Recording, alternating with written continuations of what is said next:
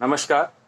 रामगढ़ ई lockdown पाठशाला में आपका स्वागत है। मैं नवीन कुमार जायसवाल SS+2 उच्च विद्यालय गोला रामगढ़ में मैथ्स का टीचर हूं और आज आप लोग के साथ क्लास 12 का चैप्टर 1 रिलेशन एंड फंक्शंस पे कुछ डिस्कशन करूंगा। तो देखिए, चैप्टर 1 जो है हमारा रिलेशन एंड फंक्शन, इसमें सबसे पहले हम लोग रिलेशन पे ही डिस्कशन करेंगे। तो रिलेशन जो है वो हम लोग क्लास 11th में भी पढ़ चुके हैं और उसी का कंटिन्यूएशन क्लास 12th में है। तो थोड़ा एक बार रिलेशन जो 11th में पढ़े हैं उसको एक बार थोड़ा डेफिनेशन से समझ लें कि क्या होता है। तो देखिए, relation from a non empty set A to a non empty set B is a subset of Cartesian product A cross B. यानी कोई नॉन एम्प्टी सेट ए से आप किसी नॉन एम्प्टी सेट बी में कोई रिलेशन लगा रहे हैं तो वो जो रिलेशन होता है वो कार्टेशियन प्रोडक्ट जो होता है ए क्रॉस बी, ए और बी का जो कार्टेशियन प्रोडक्ट है जिसको हम लोग ए क्रॉस बी से रिप्रेजेंट करते हैं, उसी का सबसेट होता है। जैसे एग्जांपल आप देख सकते हैं, सपोज सेट ए ये एक है और ये सेट बी है, ये सेट ए है और ये सेट बी है। मान लीजिए इसके अंदर एलिमेंट 1 2 3 है और इसके अंदर एलिमेंट ए बी सी और डी है। ठीक है, अब हम लोग को ये दोनों सेट को रिलेट करवाना है, दोनों में यानी एक रिलेशन लिखना है from set A to set B. तो कैसे लिखेंगे? तो हम लोग सेट ए के एलिमेंट को सेट बी से रिलेट करवाएंगे।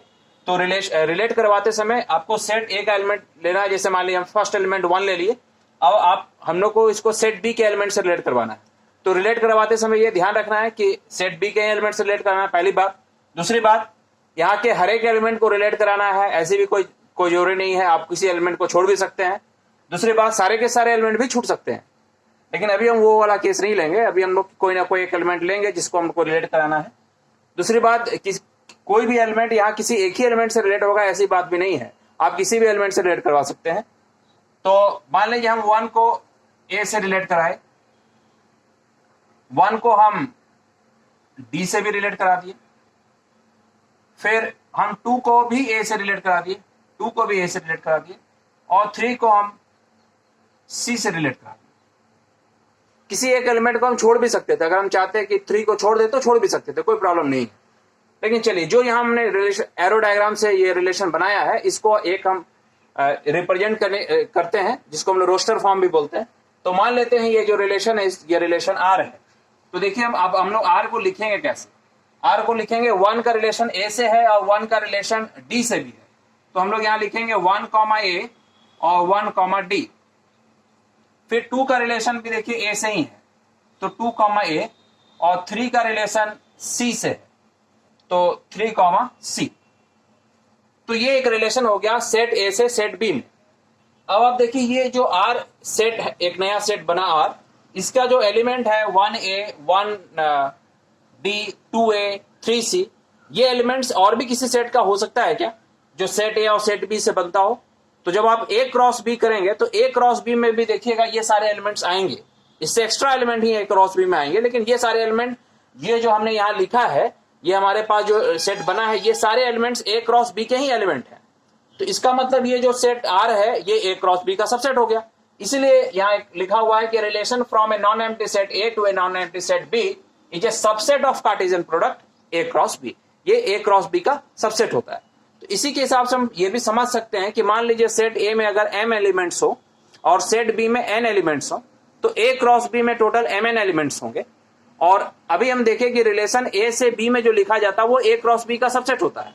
और क्योंकि ए क्रॉस बी में mn एलिमेंट्स हैं, तो जितने सबसेट लिखे जा सकते हैं उतने ही रिलेशन डिफाइंड होंगे। तो जब सेट में mn एलिमेंट्स हैं तो उसमें टोटल कितने सबसेट लिखे जा सकते हैं? 2 to the power mn। इसलिए उस कंडीशन में सेट ए में जब m एलिमेंट्स हो और सेट बी में n एलिमेंट्स हो, तो सेट ए से सेट बी में 2 to the power mn relations लिखे जा सकते हैं। ठीक है, अब इसी में अगर एक ही सेट के अंदर रिलेशन लिखना हो, जैसे हम एक सेट से किसी दूसरे सेट में रिलेशन लिख रहे हैं, हम एक ही सेट के अंदर रिलेशन लिख सकते हैं। जैसे रिलेशन इन सेट ए, तो इन सेट ए का मतलब जब हम रिलेशन सेट ए से सेट बी में लिख रहे थे तो हम ए क्रॉस बी का सबसेट लिख रहे थे।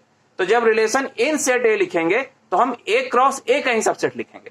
तो एक जैसे इसमें अगर हमको लिखना होगा रिलेशन इन ए, तो आर जो होगा हमारा वो 1 1 1 3 2 1 2 3 3 2 ऐसा ही कुछ होगा, वो रिलेशन इन ए कहलाएगा। अब आइए, जो क्लास 12th का स्टार्टिंग है टाइप्स ऑफ रिलेशंस में, इसको स्टार्ट करते हैं। तो टाइप्स ऑफ रिलेशन में सबसे पहले हम लोग एम्प्टी रिलेशंस के बारे में समझते हैं कि एम्प्टी रिलेशन क्या होता है। तो देखिए यहाँ एक वर्ड आया था non empty. Non empty sets का मतलब होता है उस सेट में कोई ना कोई एलिमेंट होने चाहिए। तो जब यहाँ आ रहा है एम्प्टी रिलेशन, और रिलेशन को भी हमने यहाँ एक देखिए सेट के फॉर्म में लिखा है, तो जब हम बोल रहे हैं एम्प्टी रिलेशन तो यानी ये सेट ही एम्प्टी हो गया। तो जब ये सेट एम्प्टी हो गया यानी इस सेट में कोई एलिमेंट नहीं होगा। तो इसका मतलब समझ लीजिए हम ऐसे कोई रिलेशन के बारे में समझने जा रहे हैं जिस रिलेशन में कोई एलिमेंट ही रिलेट ना होता हो। देखते हैं डेफिनेशन क्या बताता है। A relation R in a set A is called empty relation if no element of A is related to any element of A. A का कोई भी एलिमेंट A के किसी भी एलिमेंट से रिलेट नहीं किया, that is R equal to five. Empty relation को हम लोग फाइव से रिप्रेजेंट करेंगे। Obvious it is a subset of A cross A। यानी जिस सेट में आप रिलेशन लिखे हैं वो रिलेशन तो है, लेकिन उस रिलेशन के थ्रू उस सेट का कोई भी एलिमेंट किसी भी एलिमेंट से रिलेट नहीं करता है। तो जरा देखते हैं कुछ एग्जांपल से कि ऐसा भी कोई रिलेशन लिखा जा सकता है क्या कि जो रिलेशन तो है लेकिन कोई भी एलिमेंट उसमें रिलेट नहीं करते हैं। तो देखिए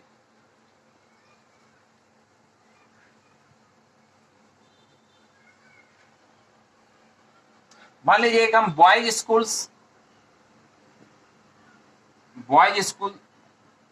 को इमेजिन कीजिए। ये एक सेट है हमारा, कोई एक बॉयज स्कूल है, वो एक सेट है और उस सेट के अंदर दो एलिमेंट है एक्स एंड वाई।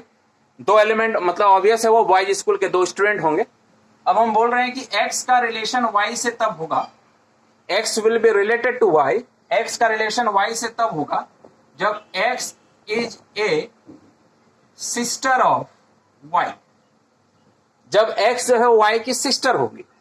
तो आप सोचिए किसी बॉयज स्कूल में अगर हम किसी स्टूडेंट को बोलेंगे कि तुम्हारा रिलेशन उसी स्टूडेंट से होगा तुम्हारे स्कूल के जो तुम्हारे सिस्टर होगी, तो उसके दिमाग में अब देखिए वो जब बॉयज स्कूल है तो सारे लड़के हैं, तो मेरे कोई भी स्टूडेंट यहाँ जो लड़का है वो मेरे सिस्टर तो हो नहीं सकते। तो इसका मतलब रिलेशन तो बना, लेकिन आप ऐसा कोई पेयर नहीं खोज पाइएगा कि कोई लड़का ये बोलेगा कि ये मेरे सिस्टर है। तो देखिए रिलेशन बना लेकिन हम ऐसा कोई एलिमेंट उसमें नहीं ला पाएंगे। So this is an example of an empty relation. और भी दूसरा एग्जाम्पल हम लोग ले सकते हैं। मान लीजिए ये set of even natural number,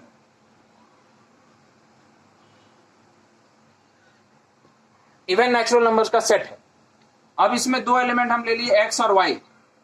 अब बोल रहे हैं कि एक्स का रिलेशन वाई से तब होगा, एक्स का रिलेशन वाई से तब होगा when X plus Y is odd. अब बताइए कोई दो इवन नंबर ऐसा ले सकते हैं, जैसे मान लीजिए एग्जांपल हम 4 ले लिए, तो 4 को क्या कोई ऐसे दूसरे इवन नंबर से रिलेट करवा सकते हैं, कोई दूसरी सम संख्या से ऐसा संबंध बना सकते हैं उसका, ताकि वो उसका जो सम है वो ऑड हो जाए। यानी क्या कोई दो सम संख्याओं का योग एक विषम संख्या हो सकती है? तो जवाब यही आएगा नहीं, क्योंकि दो इवन नंबर को हम सम करके ऑड नंबर तो नहीं आएगा हमारे पास। तो देखिए ये अगेन एक एग्जांपल है, रिलेशन है लेकिन ये एम्प्टी रिलेशन है, इसके थ्रू कोई भी एलिमेंट किसी एलिमेंट से रिलेट नहीं कर पाया। इस तरह से आप और भी एग्जांपल सर्च कर सकते हैं, बना सकते हैं खुद से, जो एम्प्टी रिलेशन का एग्जांपल होगा। ठीक है, तो आई थिंक एम्प्टी रिलेशन क्या है ये समझ गए होंगे। अब हम लोग नेक्स्ट आते हैं यूनिवर्सल रिलेशन। यूनिवर्सल रिलेशन का मतलब क्या होता है?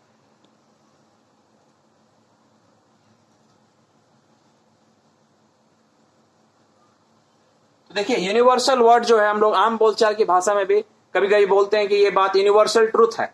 यूनिवर्सल ट्रूथ है मीन्स ये सही है सारे सब लोगों के लिए, सारे जगह में ये बात सही मानी जाएगी, तो यूनिवर्सल ट्रूथ। तो उसी तरह आप सोचिए यूनिवर्सल रिलेशन यानी एक ऐसा रिलेशन होता होगा, यानी इस रिलेशन के थ्रू कोई भी एलिमेंट किसी भी एलिमेंट से रिलेट कर जाता होगा। जो ये डेफिनेशन के जो नाम है उससे समझ में आ रहा है, फिर भी देखते हैं डेफिनेशन क्या बताता है। देखिए relation R in a set A is called universal relation if each element of A is related to every element of A, that is R equal to A cross A. यानी अगर आप कोई relation R किसी set A में defined किए हैं तो वो रिलेशन यूनिवर्सल रिलेशन तब कहलाएगा जब उस सेट का, देखिए एक वर्ड इसमें, ईच एलिमेंट ऑफ ए, उस सेट का प्रत्येक element is related to every element of A, उस सेट के हर एक एलिमेंट से रिलेट कर जाएगा, तब वो रिलेशन यूनिवर्सल रिलेशन कहलाएगा। जैसे अभी हम लोग एग्जांपल लेते हैं, जो एग्जांपल हम लोग ले रहे थे वही सेट वही रखते हैं, जैसे इवन नेचुरल नंबर का ही सेट रखते हैं। और इस बार रिलेशन ये लगाते हैं कि x का रिलेशन y से तब होगा when x plus y is even। यानी देखिए सम संख्याओं के प्राकृतिक संख्याओं के समुच्चय में हमने एक संबंध स्थापित किया है कि दो सम संख्याएं एक दूसरे से संबंधित या रिलेटेड तब कही जाएंगी जब दोनों का योग, दोनों का सम एक सम संख्या ही हो, एक इवन नंबर ही हो। तो ये यूनिवर्सल ट्रूथ है कि दो इवन नंबर को जब हम लोग ऐड करेंगे तो वो इवन नंबर ही आएगा। तो देखिए ये जो रिलेशन लगाए इसमें क्या है कि किसी भी इवन नंबर को आप ले लीजिए, 4 ले लीजिए, तो वो सारे इवन नंबर से रिलेट कर जाएगा, क्योंकि 4 को किसी भी इवन नंबर के साथ ऐड करेंगे तो इवन नंबर ही आने वाला है। तो यानी ये जो रिलेशन है इस सेट में, इसमें क्या हो गया, ये बात सही हो गई कि ईच एलिमेंट ऑफ ए, प्रत्येक सम संख्या is related to every element of the set A. उस सेट के यानी उस सेट में बाकी संख्याएं भी क्या सम संख्याएं ही है, वो सारे एलिमेंट से रिलेट करवाए। तो ये एक एग्जांपल हुआ यूनिवर्सल रिलेशन का। ऐसा और भी एग्जांपल ले सकते हैं। मान लीजिए जो बॉयज स्कूल का ही एग्जांपल हम ले रहे थे, इस बार रिलेशन बदल दीजिए कि मान लीजिए हम बॉयज स्कूल में हम बोलते हैं कि कोई एक स्टूडेंट एक्स है, उसका रिलेशन किसी स्टूडेंट वाई से तब होगा जब वो दोनों एक ही स्कूल के स्टूडेंट हो। यानी एक्स का रिलेशन वाई से तब होगा when X is studying in the same school of Y. तो एक्स और वाई जब एक ही स्कूल के स्टूडेंट हो, तब आप बताइए कि उस सेट के हम किसी भी एलिमेंट को उठाएंगे और हम बोलेंगे तुम्हारा रिलेशन उस बच्चे से होगा जो इसी स्कूल का स्टूडेंट होगा, तब उसका जवाब यही आएगा कि सर इस रिलेशन के थ्रू जो आप शर्त लगा रहे हैं, इस शर्त के हिसाब से तो इस सारे बच्चे से मेरा रिलेशन हो जाएगा। तो ये एक एग्जाम्पल हो जाएगा यूनिवर्सल रिलेशंस का। हम लोग और भी एग्जाम्पल ऐसा खोज सकते हैं यूनिवर्सल रिलेशन का। फिलहाल मैंने वही दो एग्जाम्पल सेट को कंसिडर किया जो एम्प्टी रिलेशन में था और यूनिवर्सल रिलेशन था। केवल हम रिलेशन को बदला। देखिए वहां पे वो एम्प्टी रिलेशन बन रहा था, अभी ये यूनिवर्सल रिलेशन बन गया। अब हम लोग नेक्स्ट आते हैं इनवर्स रिलेशन। इनवर्स का मतलब क्या होता है? इनवर्स रिलेशन देखिए, let A and B are two sets. इस बार दो अलग अलग दो सेट्स पे बात कर रहे हैं, अभी तक हम लोग एक ही सेट पे बात कर रहे थे। Let A and B are two sets and let R be a relation from set A to set B. R एक रिलेशन है सेट ए से सेट बी में। देन इनवर्स ऑफ आर, अब उस रिलेशन का अगर इनवर्स सोचते हैं तो क्या होता है? Then inverse of R is from set A to set B. पहली बात को आप समझ लीजिए, ये जो रिलेशन था ये सेट ए से सेट बी में था, लेकिन जैसे ही हम उसके इनवर्स के बारे में सोचे वो सेट बी से सेट ए में हो गया। रिलेशन ए से बी में था, उसका इनवर्स बी से ए में डिफाइंड होगा, डिनोटेड बाय आर इनवर्स, उसको हम लोग आर टू द पावर -1 से is defined R inverse is equal to B comma A such that A comma B belongs to R. उसका रेसिप्रोकल। तो देखिए जैसे जो स्टार्टिंग में हम लोग रिलेशन का एक एग्जांपल लिए थे, उसी एग्जांपल पे चलते हैं।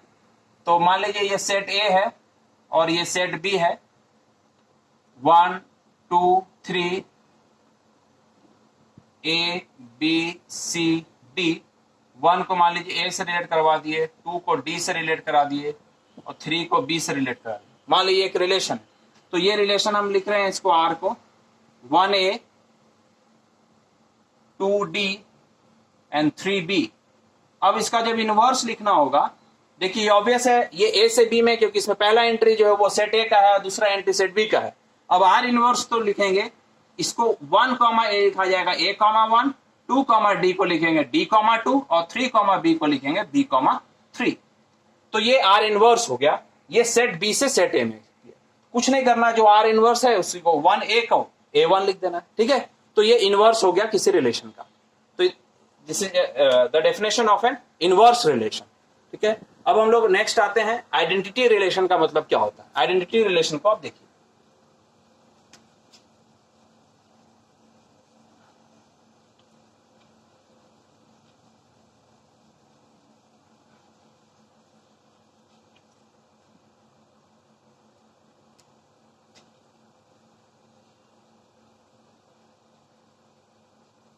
Identity relation. Identity relation, a relation R on a set A, a relation R on a set A is called identity relation.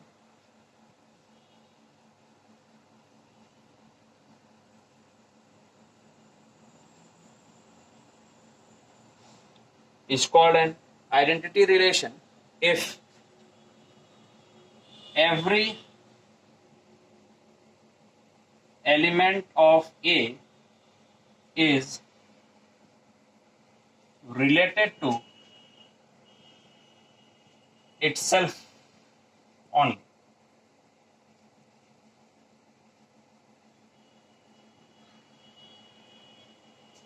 देखिए आइडेंटिटी रिलेशन क्या है? A relation R on set A is called the identity relation if every element of A is related to itself only. ये बहुत important है, itself only. देखिए ये identity word जो भी है ये भी हम लोग आम बोलचाल की भाषा में यूज करते हैं.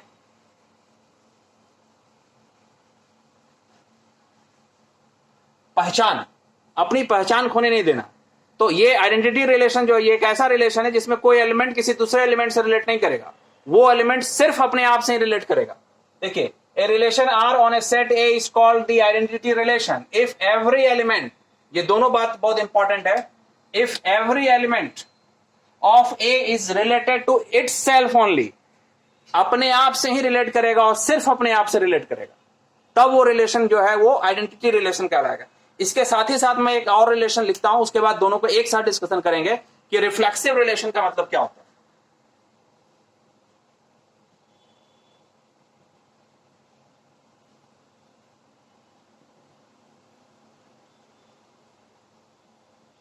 A relation R on a set A,